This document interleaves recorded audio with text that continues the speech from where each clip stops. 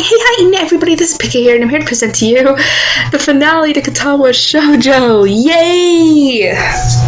So we've come a long way from part 1, I think, in February. And now it's like, alright, so basically, now, I feel happy. Alright, so basically, I'm recording this in advance. So basically, it's like 1:45 a.m. And yeah, remember my sleep schedule was off? Yeah! Anyway, but, yeah, this is going to be recorded in advance and edited in advance so that I can just upload it tomorrow and not have to worry about it. About running out of time to do it. Alright, so, what happened last time is that I guess we kind of hit off with Rin finally. Like, we're finally...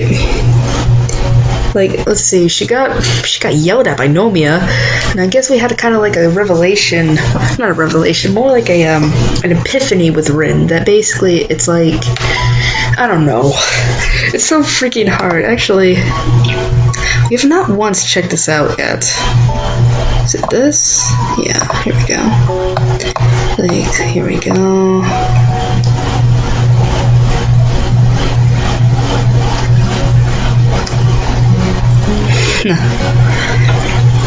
Upset Rin. I actually like to give you little summaries without spoiling anything. Oh dear. Alright, so let's get started. Oh god. Okay, I'm so ready because I know I'm gonna have to do censoring at this part. But hopefully the audio won't get fucked up. Alright. Shit. The one time I need my chair to cooperate. Alright. The first day of summer vacation is a disappointment. I woke up. Water came down from the leaden sky in biblical proportions. I was optimistic at the time. A quick summer shower, I thought. Torrents of rain for a few minutes, then it's gone. No such fucking luck. God, it's raining. Rainwater is relentlessly pouring down from the blue-gray sky outside, streaming down the glass of my window in small brooks and rivers and gathering together to form miniature ponds on the walkways. Oh yeah, before Shimeji. Yeah, it's the same one. Again, I'm recording this in advance. Just like it has done for the past 2 hours. Okay, look, you can go back on the side. So I've been half-assedly cleaning up in between, half-assedly reading a book, packing my stuff on the side when I got bored of the first 2. The weather drags my spirits pretty down too, making it harder to do anything properly. Jesus. Just like, damn, is it Kenji? Something bumping quite loudly against my door rouses me from my apathy. I hope it's not Crangy? I hope it's not Kenji in his crazy indoors bowling alley. I hear no more sounds from the corridor until I walk to the door and open it. Rin, hey! Rin. I wish seeing her would evoke some more emotion in me, but for one, I'm too surprised that she came to see me, and for two, she is soaking wet. Her uniform shirt is drenched, and she is standing in a self-created puddle. Droplets of rainwater dripping from her short bangs and sliding down her nose until they fall down from the tip. One by one. God. Hi, you're fucking soaked. How are you feeling? You're sick? Medium normal. The relative questionability of her statement aside, she sure doesn't look too good. You're all wet. It's because I come from the outside. Do you know it? Why'd you be outside? It's raining buckets out there if you haven't noticed. I haven't. It's raining pretty hard, though. I was on a walk. Is this what you call wallowing in self-pity? Do you think I'm pitiful? No, I implied that you think you are. I'm not, and rain is not a sad thing. Oh yeah, I forgot. The last time we were in the rain, like, you kind of said that, like, it just makes you feel happy all of a sudden. Don't you ever walk in the rain? I wish I could, but then I get wet. I do, but only with proper equipment, like an umbrella. Yeah, see? You just need to imagine you have a blue umbrella with white stripes. Oh, God. God damn it. Dirty thought, Pika. God damn it. It might be tough when rain is falling on my head. Just imagine harder. Yeah, she definitely is back to normal. Those half-sarcastic, inconsiderate remarks that really push my buttons even though she doesn't mean it. The vacant, spaced-out stare that always expects more than it gives. It's so very much like her. Yay, you're back. I may need to come in. I need some help with this water and clothes I'm wearing. My brain quickly solves these equations. I stumble with my words, a stark display of contrast against Rin's easygoing self-invitation. But Emmy... Rin shakes her head vehemently, causing water to sprinkle everywhere. She left. Oh, she must have went to her parent. Or mom, not dad. Besides, she would just worry and fuss until she could not worry or fuss anymore, which always takes a troublesomely long time. It's in fact longer than I want to hear her fussing, and I thought you probably are not the fussing kind. Okay. She slumps down on my desk with a squishy sound. Her soaked clothes are making the desk and everything on it wet, but she doesn't care. Oh, God. Oh, Jesus. You know, this is a gentlemanly thing to do, but to be honest, I would rather have a female sort me out on this than a male. Okay, fine, I'll help you out. I have a towel somewhere. Do you want dry clothes?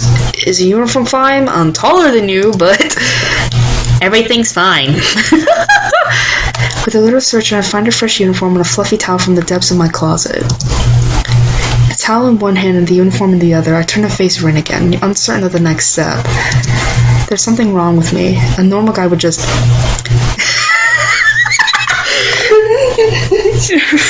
It's so funny because his style is just so uncertain, like, I guess, like, how to handle this, because again, he's probably a gentleman, you know, and he doesn't want to, like, touch her, like, right there. Yet Rin's just like, just stop worrying, it's not a problem. She probably could see right through my hesitant demeanor. She's as if I was completely transparent to her. I push my anxiety away and concentrate on the 8 buttons lined on her shirt, just like mine has. Only the first button is an obstacle, and after I get it over, I undo the others with slightly less shaking hands. Dun, dun. Oh God, do I need a... Actually, I don't know about YouTube standards about this. I don't know, I'll look on some videos when I'm editing this, seeing like which... Oh, I love this music. But I'll look on some videos to see if this was censored. Throwing the soaked shirt aside, I reveal Rin's pale upper body, shrouded only in her light blue brassiere, which instantly reminds me of her saying it's her favorite color. God, it's so weird to see her without arms. You don't see, because it's like you don't see her like without a shirt on, and you see her arms. They're just like stubs. It's weird. But I'm not saying crippled people are weird. I'm just saying that it looks weird. I'm not saying it is weird. It just looks it. God damn it, I'm so wrong. Alright, I try not to think too much about stuff, but it's hard not to look at her body with what I can only think of as mixed feelings. I don't know what to think of it, so I just watch her. Rin looks brittle. She's like a shell, a fragile thing just barely holding together. Her ribs, each of them visible under her pale skin, are moving up and down the rhythm of her breaths. Rin always struck me as quite thin, but I realize now that the manic creative period... Excuse me.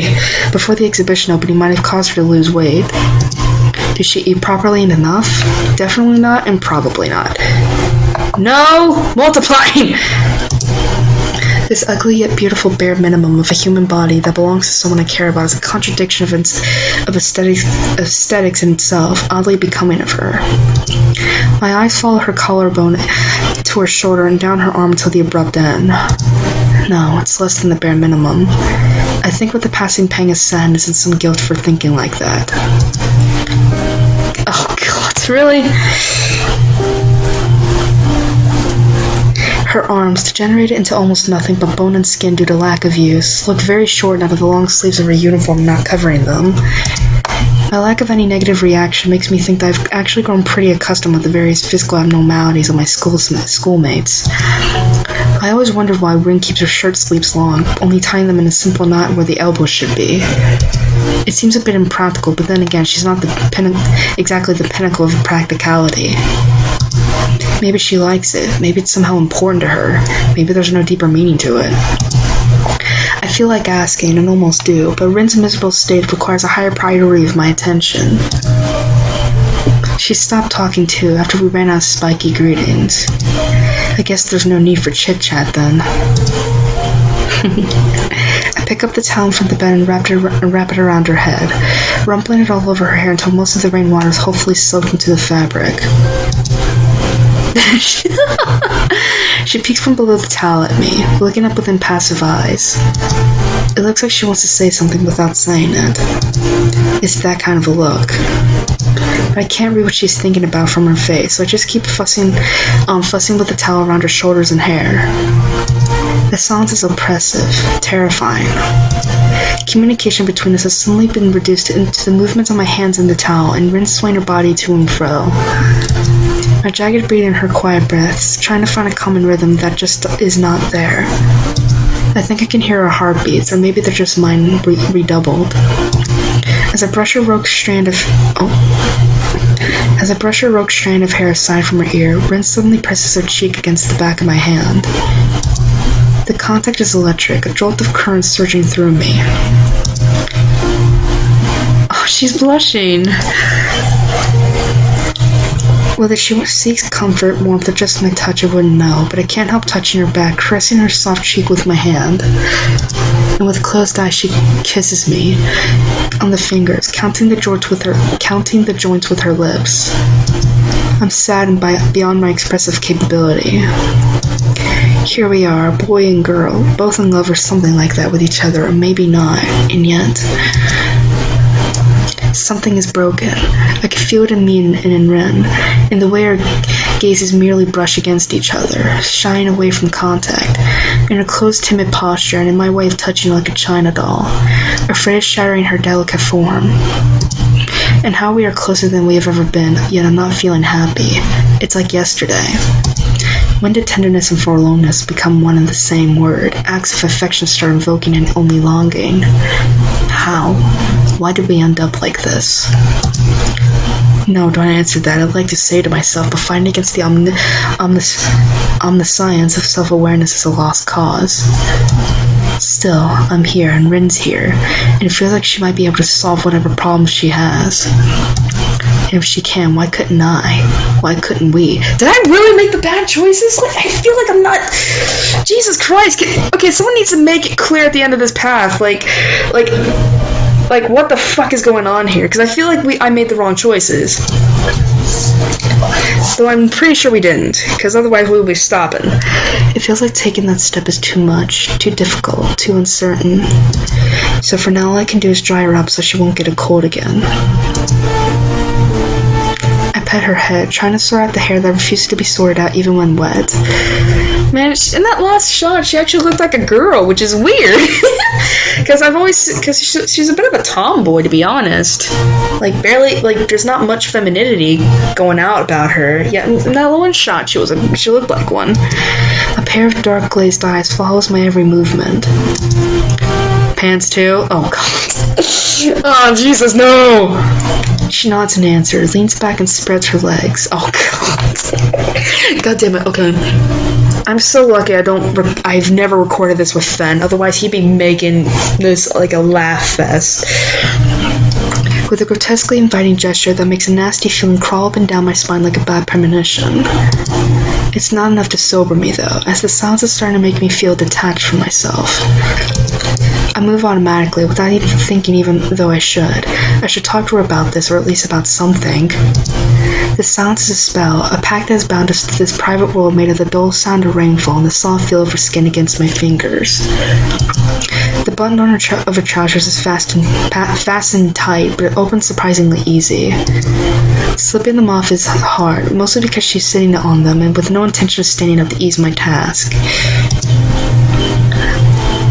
Oh, God. Oh, my God. Oh. I kneel down uncomfortably and titillatingly between her legs so I can quickly dry her bare feet, remembering that they're as important to her as hands are to me. As I work the towel up from her ankles, Rin brushes her thigh against my cheek and nudges the small of my back with her heel to make me come closer. Oh, no. Oh, God. I know this doesn't look like it needs censoring, but it does, I'm pretty sure. I look up to meet her silent stare that was waiting for me to look up. The unassuming, expectant stare seems to say that the ball was in my court. Oh, God. I fleetingly brush my hand against her inner thigh. God. Oh. She looks like a girl again. I'm sorry. The touch makes her gasp sharply, as if she was trying to hold back breathing. What if I do this then? Oh. God damn it, Hisao. You're making me awkward. The small kiss I placed on her thighs, enough to make Rin lose her composure, to shut her eyes, to squeal almost inaudibly. Oh god. This is so awkward. Is that what you want to? Would it be alright now? To take this step? What if... Maybe if... Oh my god, and the camera pans down! Hazy thoughts float somewhere in the back of my unfocused mind. Somehow this whole situation is making it hard to think, as if my head was full of cotton fluff. But that's alright. It seems thinking is not something we need right now. And there comes the fabric. By the grace of a vastly smaller amount of fabric, slipping off Rin's let's just say her bottoms, is considerably easier than her trousers. They disappear past my field of vision, sliding somewhere away down her legs. It seems I did a poor job with the towel, since Rin's legs are still wet from the rain. Well, whatever. Oh god! Oh, this is so awkward. This is so awkward. Guided by instinct more than rationality, I moved closer and tasted a different kind of wetness. Oh god. This is censoring. Oh god. This is so awkward. She responds to me, to the slow movements of my tongue on her skin, to my kisses on her flesh. Her muscles tense and relax in the rhythm, as if what I am doing was uncomfortable. To hear Rin try not to make a sound when I suck on her is unreal. Oh god. Okay, come on, Pika, you gotta get through this. For your viewers! This whole morning has been so unreal, like the surreal intangibility of a awakening dream. I can't believe I'm doing this to her now, but I'm going with the flow. Besides, the point of no return was 1,000 miles ago. I move around, trying to do things to her, to find the place where her weakness lies, to tease her, to drive her mad with pleasure because I want to. I want to do this to her. But she doesn't squeal, she doesn't squirm, for maybe I can't make Rin any madder than she already is, whatever I do. Her ragged, heavy breathing, mixed with unintelligible moans, is that of a lunatic, but I don't cause it. I only release that from her. I'm so sorry. She becomes more and more moist, and I drink from her, feeling a heat growing inside myself. This is like someone trying to do a dramatic reading of 50 Shades of Grey, especially at the bondage parts. I've never read 50 Shades of Grey, but I actually looked it up on Wikipedia. What the fuck? I try to reach her deepest places, to feel all of her I can this way. My every action is met with a different reaction, but all of those are out of pure lust. Rin is lost in desire, willing to let anything happen to her if I do it right now. She becomes closer and closer to the moment of release, but the way to that is an uphill slope of madness. Still, she's going that way. The muscles don't relax anymore between the waves of ecstatic spasms. Rin just becomes tenser and tenser, contracting so much that it must be physically painful, but I don't let go. I keep going, and I know she wants it too. She desperately wants me to do this to her. A leg curls around my shoulders and draws me closer, so close that I think I'm going to choke. I keep going because it's the only possibility. As I push the button that drives her into gasping for breath, locking her leg into a cramp against my back, losing her mind in the sensation, at the precise moment I seem to forget all that was meant to be, all that should be. All I know is that she came here, and I think there was a towel at some point too. None of it matters. All that matters is this, what we have now.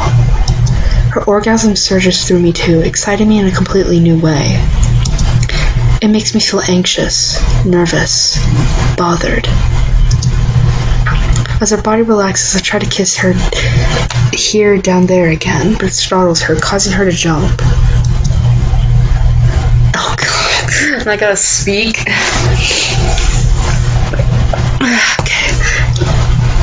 Oh god. how do I say this? This is exactly what I tried to do when I was doing that stupid masturbation scene. Oh my god.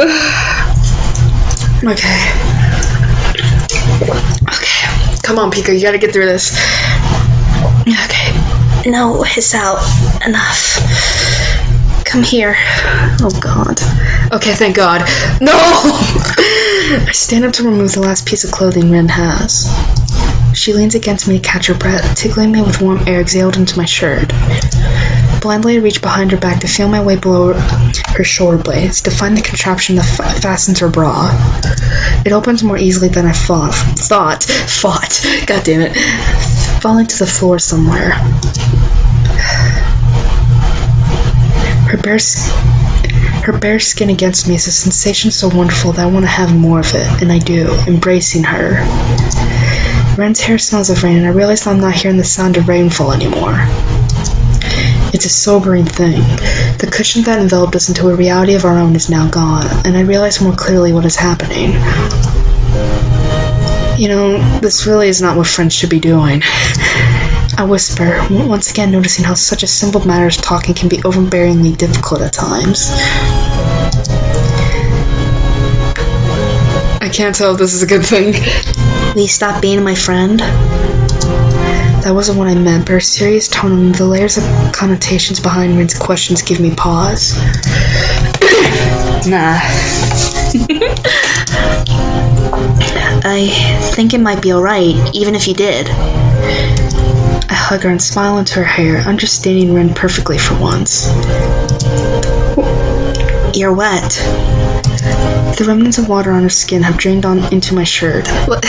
Like, are we just now gonna become friends of, like, shit, what do they call it? Are we just gonna become, like, friends with benefits?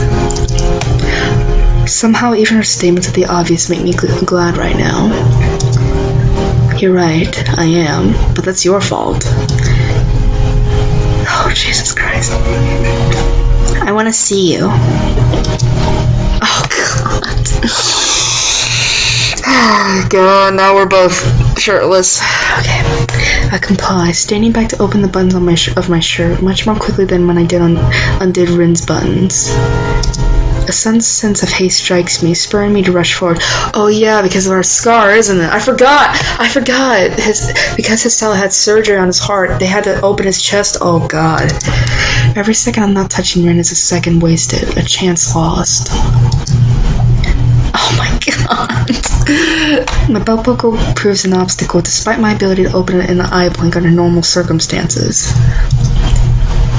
While I fumble with it, I don't notice Rin bringing her foot up between us until she starts tracing my chest with her toe. Oh god. I look down to see what she's looking at. The scar.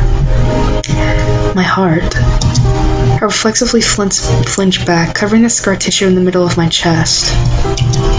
The shallow mark that the surgery following my heart attack left on my body has healed already, but, well, it's not a particularly pretty sight, if not overly repulsive either.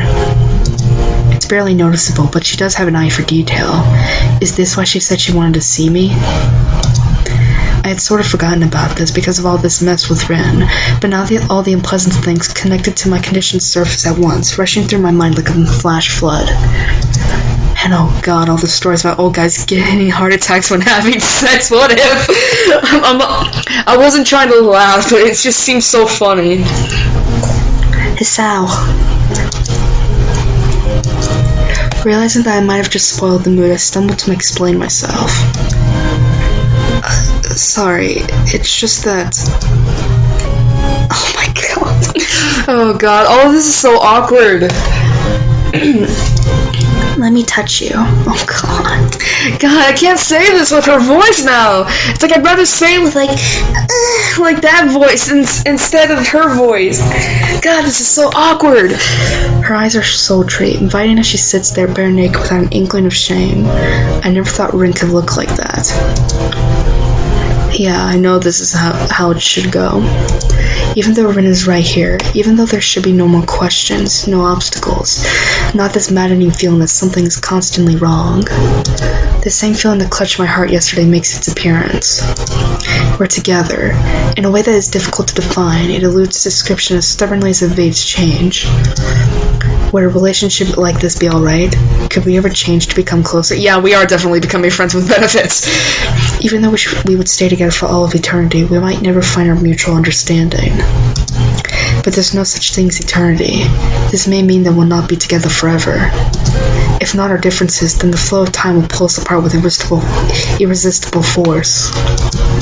Rin is a creature of the moment, of wind and of impulse. I'm nothing of the sort. This is a fact that I can understand very clearly now. If not for no other reason, for this reason I should grasp this moment. Even if it's the only moment we will ever have, I should not let myself spoil it. Even if I can't escape myself. Rin can't either, I know it now. We both have things we can't let go. Things we can't not think. Feelings we can't not feel. But she allows herself to want me without any restraint. Here and now. God damn it. I'm sorry, you know. Hisao, you really have to stop worrying. Rin interrupts me before I get further, which is good because I don't know what I could have said. Her voice, void of its usual spaciness, scolds me softly without an edge. You really have to learn to let go. She scans me calmly, almost calculatingly. Well, the good thing is I don't have to censor this. God, this is so awkward. I wonder what it looked like through her eyes. Damn, they're so green it almost hurts. I always was so enchanted by her eyes, those mysterious, captivating eyes that always were too restless for their own good. But I was also always intimidated by them. Yeah, Rin is intimidating on more than one level, and especially right now. She's frighteningly lucid, the goosebumps on her skin giving away that she's cold or scared, too. Either way, I steel myself and step back to Rin, embracing her to feel her in my arms again and to banish my doubts. The sight of her gentle, loving eyes seems to melt those doubts away like the last snow of winter. Okay. Now we're gonna have to censor. She presses her head against my shoulder, seeking a place to rest herself in, leaning against me like I lean against her. Let go. Yes. You should forget about stuff like future and past. It's not like you can change those kinds of things. I wanted to say something to her, but I have lost my voice, so I just mumble something unintelligible at her. You should just be with me now. Maybe she understood what I wanted to say, even if I didn't. Come here. I'm here. God damn it, this is so fucking awkward. Alright. Come closer. My entire body's thinking only positives now, so I do, hugging her more tightly. Closer. Oh god, this is so wrong. I press my lower body against hers. She tenses a little, just a little. Closer. Oh god, stop saying closer, please! Her final plea is more like a prayer. There's only one way to be any closer than this. Oh my god. I reach down between us and guide myself, sinking myself into her. Oh god. Every muscle in Rin's body stiffens at the same time. Now, censor.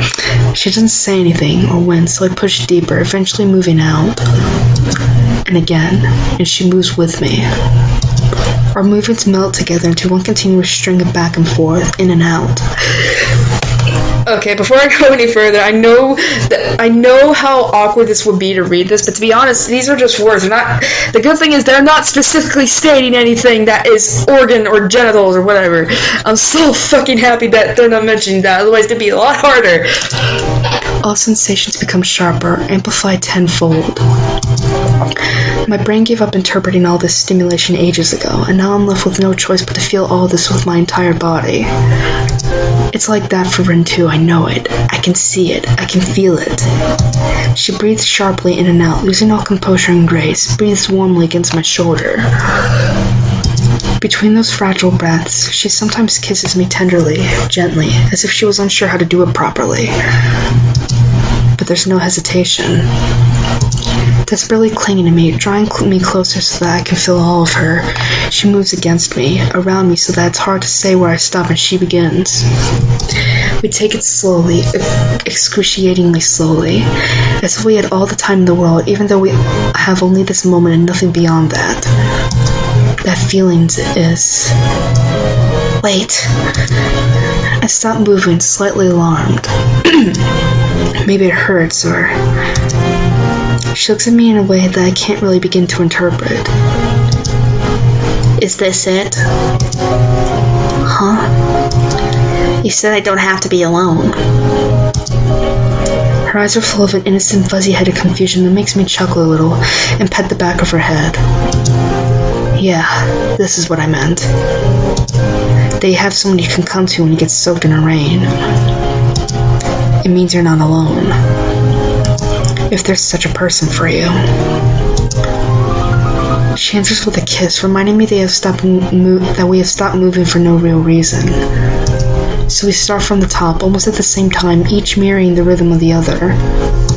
I move faster, faster in and out of her, my sweat mixing with hers, glistening on our shared skin like diamonds and pearls.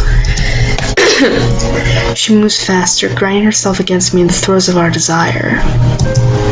The intoxicating sense of her lust, the mind-blanking feeling that connects our bodies, the sense of all rational thought draining from my mind. All those burn my consciousness, just like the compelling feeling in my body burns my instincts. As those feelings grow, Rin makes no signs of stopping. She curls her feet behind my lower back, forcing me to drive myself inside her as deep as physically possible, each millimeter sending waves through my spine. My mind blacks out as the world erupts into a flash of bright white blindness. Oh, thank God. It's gonna be a pain in the ass to edit this, isn't it? Are we done? Like, are we... Present.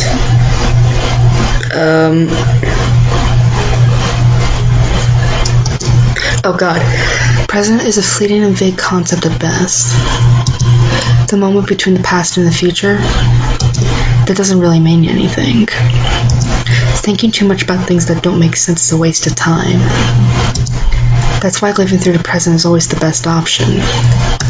Besides, for us who can't foresee the future and forget the past too easily, present is really the only proof of our existence. Even though existence will go on, even if you forget about it for a while, it's good to seize the day at least every once in a while. That way, you can confirm that you are, in fact, alive. God, I'm getting reminded of canon with that, where they would have like words in between the things. Oh, thank God.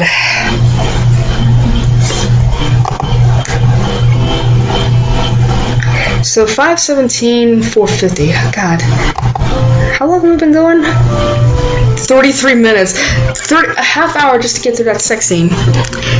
I'm pretty sure that the girl who's standing there half naked, staring out of the window of my room, has a much better grasp of present than I do.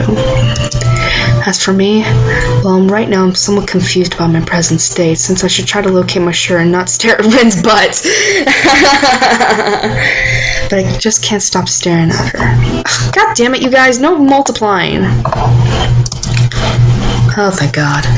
She's so close to the glass that her nose is probably going to leave a mark. At least her breathing does, when it condenses on the rain-cooled window glass before quickly disappearing again.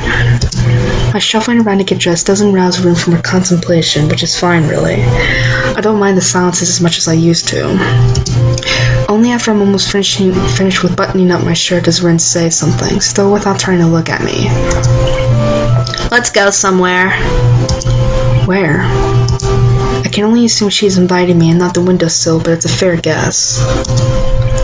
I know. What?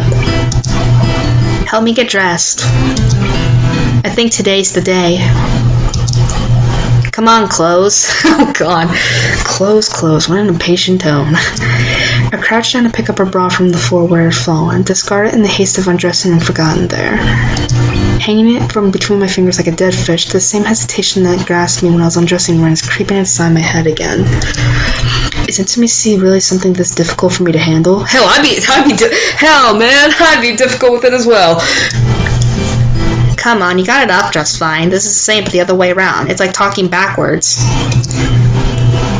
Yes, I the bub drum sneeze. I don't know.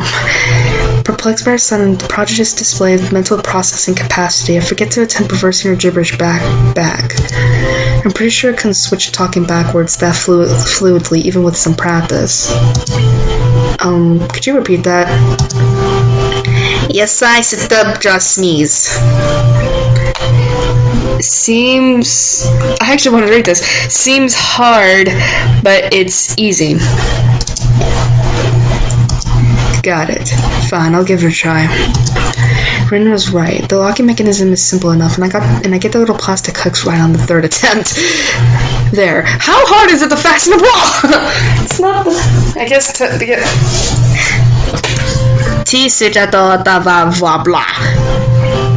Now you have to adjust it. What? Please stop that. I don't speak backwardese. She's smiling. She shakes her head as if needing to banish the backwards way of thinking with a physical gesture. I know a few people who could benefit from that kind of ability. I got stuck. Now you have to adjust it. Adjust?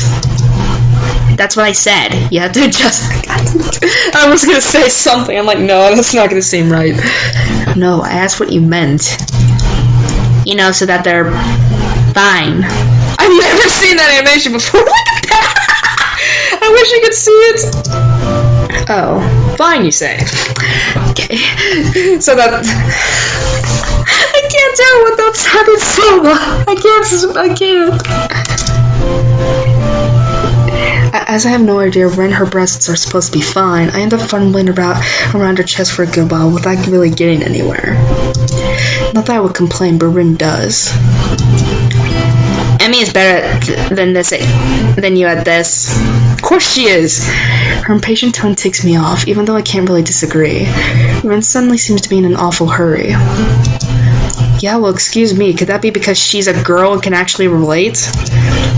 I don't think so. She has just about as much chest as you do. Oh, that's a low blow. That's a low blow, Rin. With her bra and breasts eventually fine, as they should, the rest of her clothes are considerably easier to put on. Rin launches towards the door, even though her shirt is not even buttoned up all the way yet. Left with little choice, I run after her. As soon as I realized that we're heading for the side entrance leading to the forest, I think I know where Rin wanted to go, although I couldn't say why'd she want to go there. Then again, I can't really assume my guess is to be anywhere near correct when Rin is concerned, not even for a quite generous definition of correct. The forest behind the walls smells of rain. The last raindrops are still dripping from the wet undergrowth into the earth despite the rain being gone for a while already. We stroll along with an unhurried pace that Rin sets, giving me time to take in the calming atmosphere. I think I can hear Rin saying hello to at least 3 different trees while she walks past them, but I ignore it, just like the trees do. She leads me to the narrow side path leading up to the hilltops as I guessed. I peek through the canopy trying to find a rainbow, but there doesn't seem to be... No multiplying! But there doesn't seem to be one. It's perfect weather for rainbows. The sun is shining low and rain has passed not too long ago. Well, whatever. I lower my eyes from the treetops to see the gaunt back of the girl who's climbing... Excuse me! Up the hill slowly without losing her balance. A few steps ahead of me on the path, but still within my reach. I don't think I could ever reach a rainbow, but reaching Rin, it seems less impossible than it used to seem. The clear sky greeting us from above the meadows clearing seems vast and beautiful. A strong wind is hurrying the rain clouds away from the town, to the other side of the mountains in the distance. The sight is pretty, but... A speck of white flies past the edge of my peripheral vision, but when I turn to look, it's already gone. Dandelions. Another follows, then a third. Before I realize it, dozens of almost invisible small tufts of white are flying all around us. Look, the flowers. Huh, I see it now. The sea of dandelions that covered the hilltop on our last visit has changed over the days. Where there was bright yellow before, there's now fluffy white. Whoa, I went crazy. I think I saw a mosquito in here. Some of the flowers have already shed their seeds, but many are still waiting for a suitable gust of wind. Today those gusts are not in short demand. Every now and then they shake the grass thoroughly, and suddenly the air is thick with dandelion seeds. One by one the seeds separate from the flower heads and are lifted away. A commonplace event, but one that seems to fascinate Rin for some reason. She's turning her head from side to side, marveling at the change happening all around her as the seeds fly away. I watch them too, following the white tufts floating with the wind towards the horizon, and imagine that I can see them even after they disappear from my sight. It's Al. What is it? Do you love me? Oh. Apparently we're gonna start with that question. Well, let me get a drink. Because my throat is starting to kill me. Alright. I snap to attention to meet her suddenly very serious face that is not looking only at the flowers anymore. What a tough question, asked just like that, out of the blue. Still, her bluntness compels me to answer rapidly. I don't know, maybe I do. Maybe too rapidly. What does that mean? I don't know. Rin sighs, perhaps unhappy with my wishy-washy answer. I would be too. Me neither. Okay. I don't think I know much about love. Well, I apparently don't either. It's fine, isn't it? How should I know? The shrug of her shoulders seems to say, hesitating to give a firmer answer. She stays silent for only a second too long, but even that second isn't long enough for me to think ahead. I love you. Aww. Those 3 words freeze me in place like a rabbit staring into headlights, but I'm not a rabbit. I'm just staring into Rin's eyes that seem far, far too impassive for what she just let out of her mouth. Rin looks pretty serious, though, until she sticks out her tongue, frowns a little, and confuses me even more than her words did. Why did she look mildly unhappy? Was it a confession of her deepest feelings, a test to see how I would react, a test to see how she would react? It tastes weird. Tastes? Yeah, so weird. She laughs, maybe nervously or so I want to think, but stops midway when she notices how strange it sounds. Like, I don't know what. I don't think there's a word for this.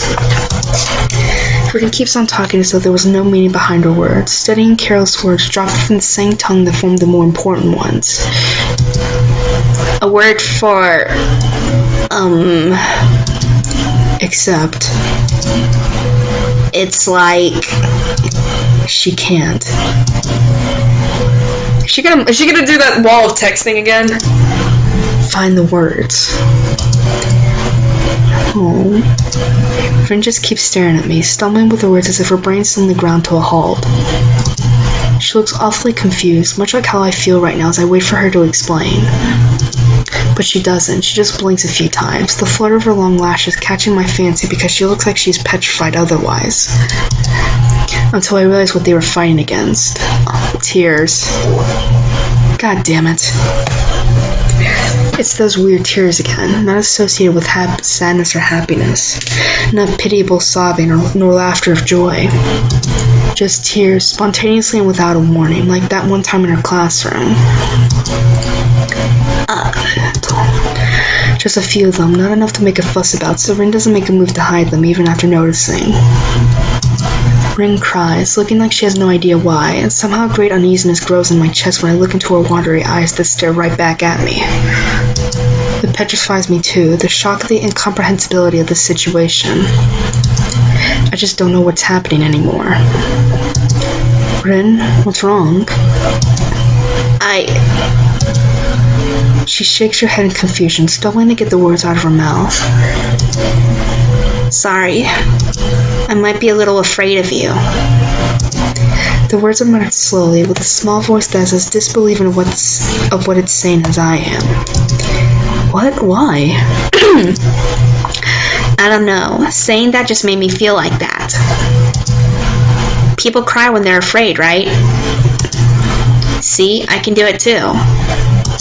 She's averting her gaze now, deliberately not looking at me. It bewilders me, at least as much as what she's saying. I sometimes, with you, want to run away so badly, but I can't move. It's like my legs turn into lemon panna cotta pudding. What? Lemon panna cotta pudding. Say that 5 times fast. Okay. And my heart feels like it's going to explode, and... She slumps her shoulders melancholically. Has a thing like this ever happened to you? I remember the leaden sky above the frozen forest and the sound of the leafless branches clacking against each other. It's like a memory from another life. Yeah, once. My heart hurt a lot back then, too. But I thought your thing wasn't contagious. Oh, wait. Did I ever tell you the story that I got a heart attack when I was confessing to someone I liked? I shake my head and a tiny, slightly forced smile rises on my lips. The other ailment of my heart could very well be contagious and I wouldn't care a bit. What are you afraid of? I never thought it was scary. Rin shakes her head desperately, as if knowing that the tangle inside her mind won't be undone with just that. You make me feel like that I should be someone else than me. It's a scary thing. It happens when you're being nice to me, like yesterday. I never know what to do at times like that. It's hard. Her voice is barely audible, a whispered admission of something that is too embarrassing to even think, not to mention to say aloud. Rin has never been one to be embarrassed, so she does utter aloud, only timidly as if by instinct. But I want to do something, but I don't know if this me can. For a moment we just stare at each other as if waiting for the other to say something.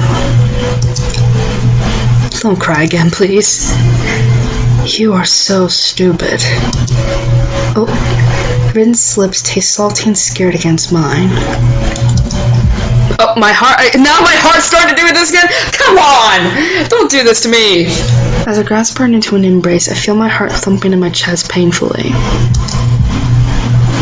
Even though I'm glad that she can say things like that, they make me sad after all. Rin's spirit, her passion, her strength, all those things that I hold dear are the ones I don't want to change. How should I treat them? Where are they headed to? Is that future irrevocably different from mine? That anxiety will never lose its grip on my heart, but I think I could learn to live with it. Slowly the pain in my heart dies out, and it settles into the same rhythm as Rin's. We listen to that for some time. After our lips break apart, it takes a while for either of us to realize that we can say something now. See? You're a really kind person even when you're not. It's the most scariest thing ever. I think that all I was ever afraid of is your kindness. God, I'm sorry I had to redo that sentence 5 times. Is it bad, even if you're afraid? She thinks about this for a while, furrowing her brows though this was some kind of hard math problem. No, I'm alright with it. It's fine, if it's you. Yes! Like a weight lifted from my chest, her words elate my heart, filling it with, I don't know, happiness? What else could it be? This time my smile is genuine. Rin steps back, still smiling gently at me like I do at her. While she wipes her face on her shoulder, I pick up a round, plump dandelion clock and bring it to my pursed lips. They spread onto the wind that picks them up to carry them to a new home. To think, only a few short weeks ago they were so different. This is change. Hey, so the flowers became what they were meant to become, like you said the last time. What about you? Did you become a true artist, or did you not because you ran away? She pauses for a while to ponder my question, and shrugs her shoulders. Just like, I don't know. It almost makes me laugh. The carefree easiness of her gesture is a lovely thing, a sign of how Rin can, truly and really, without any restraints whatsoever, shed the entire weight of the world from her shoulders, should she will so. She is in every possible and probably few impossible ways free, and I think I might love her for that. Excuse me. I don't think it matters. Let's just watch the clouds for today. She takes 5 steps to climb on a large rock so she can rise as high as it's possible here and stands on tiptoes. When you reach for the clouds, every inch counts. Sure, let's watch the clouds. It's good to do something you really want to do every now and then. Yeah, you're probably right. I glance upwards at the blue sky opening high above us. It's a deep cerulean vastness that spreads to fill my entire field of vision and beyond. Yet Rin stays on a rock, peering at the distant horizon where the rain clouds are drifting further away from us. I've decided something. That dreaming voice of hers, spoken to the wind that carries it to my ears, is lacking resolve in tone, but is full of it in meaning. It's alright to be me after all. It's alright? Her decisions always seem to be pretty far out. Well, I suppose that's an important realization. Coming to terms with oneself, accepting yourself, being fine with what you are. A simple resolution of heart that for some people is overbearingly hard to do, if not impossible.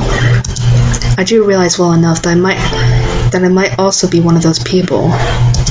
Rin too. Maybe we're not that different after all. Maybe to accept someone else you must first accept yourself. Maybe that's a necessary step which we didn't take until now. Looking at her standing on that rock, I believe that she can find whatever she is looking for. And so can I. The wind catches her hair unclosed, and Rin spreads her short arms into an embrace that is so very, very tiny, but as wide as she can ever do. For a moment it looks like she herself might take flight, and I have to hold myself back to not reach for her shoulder, to not drag her back to me. But this picture is something I can only watch. It is something for me to remember. Rin's sleeves are flapping freely in the wind, her wind wildly her hair wildly tousled by it, her skin touched by the setting sun. Her sleek form that I've come to adore is quivering in the cool wind that carries those small white specks past her, each a beginning of a new flower. All that is engraved inside my heart. Like those tiny seeds scattered into the wind, I'm sure that Rin too can take her place in this world without the need to create her own inside of it. Maybe she believes it too, and standing as close to heaven as possible, she's giving the world a big hug. To me, it seems like the entire world really could fit there, between those small arms of hers, inside of her all-encompassing embrace. Isao? She looks at me in the same way she calls my name, carelessly over her shoulder with a strange happiness in her voice and in her eyes. I gaze into those mysterious dark eyes that are curiously twinkling from below her auburn hair. Although I'm too far from her to see it, I'm sure they're reflecting my image. What is it? What's the word for when it feels inside your heart that everything in the world is alright?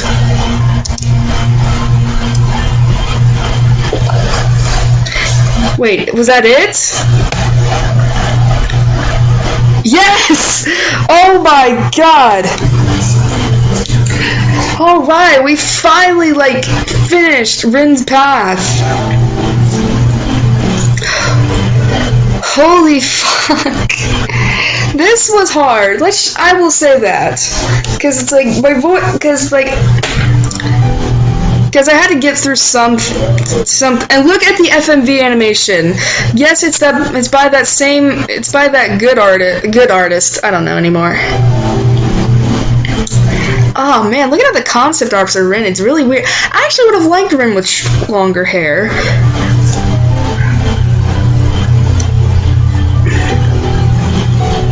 Ooh, I like that concept art. And man, but still, it's weird to see this because we finally completed Rin's Path. All right, thank you 4 Leaf Studios for creating this game, man. But we're not even done with the game yet. We're only, I think, an eighth of the way through. Like, and it's so freaking weird, because it's like...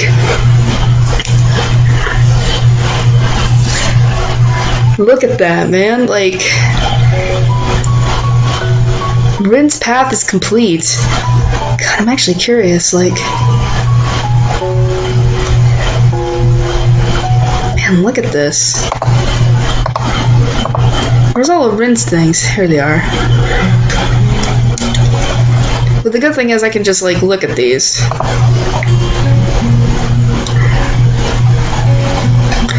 And the good thing is I can just look at these and not, like, get censored for it. What's this? Oh, yeah.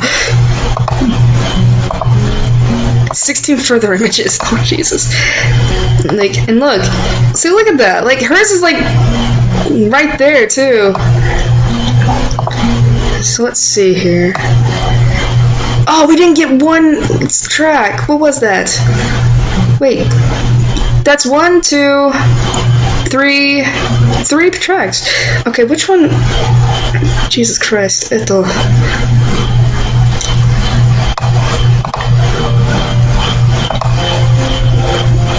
Well, there's that one. That's not it. That's not it either. Shit. That's not it either. Remember this? That's not it either. I'm trying to find that one song that I always liked. That's not it either. That's not it either. This was one of them, but I'm trying to find that song that was playing during the sex scene. Is it this one? No. That's not it either. That's Emmy's music. Oh, and this is the one. Is this it? No, that's not it. Shit. Well, I'm gonna be taking a while. I know it's not this. I know it's not that. That's not it either. I hate that song. That's not either. Jesus Christ.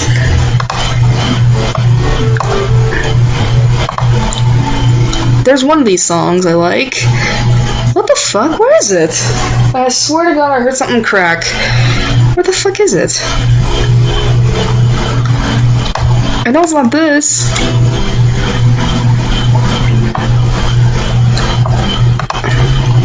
That's not it either. Shit. I can't find it. That's beginning. That's not it. What the fuck? I can't find it. Is it one of these? Is it one of these like tracks that I don't have? Because if so, that's so stupid. That's in the... I'm pretty sure it's not this Concord, because that's Lily's theme.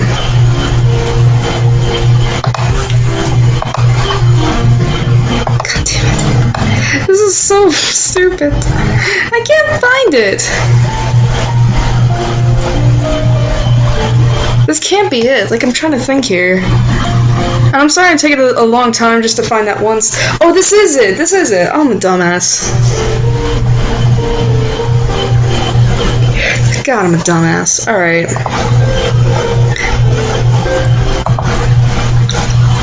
Wow, so that was the finale to Katawa Shoujo Rin's Path. Man, it's gonna be a bitch and a half to edit because of the stupid sex scene. But either way, I enjoyed it, especially considering I took the time to read it. Considering I especially took the time to actually read it instead of just skipping through. And God, what am I gonna put as the comment for this? Like, because it's like, to be honest, we never actually said I love you to Rin. She said I love you to us, but she didn't say it to, but we didn't say it to her. Like, man, I don't know what to say here. Well, anyway, I guess, like, alright, so basically, I might actually take a break between for Katawa Shoujo, because, you know, I'm gonna need to prepare, like, what path I'm gonna do next, because we're not through. and yeah, so basically I do have my mind made up. It's between two girls, but it's gonna have to come between either of them. I don't know. But yeah, so that was pretty nice. But yeah, so thank you for watching, and I hope to see you guys again for when we start on the next girl's path. So see ya!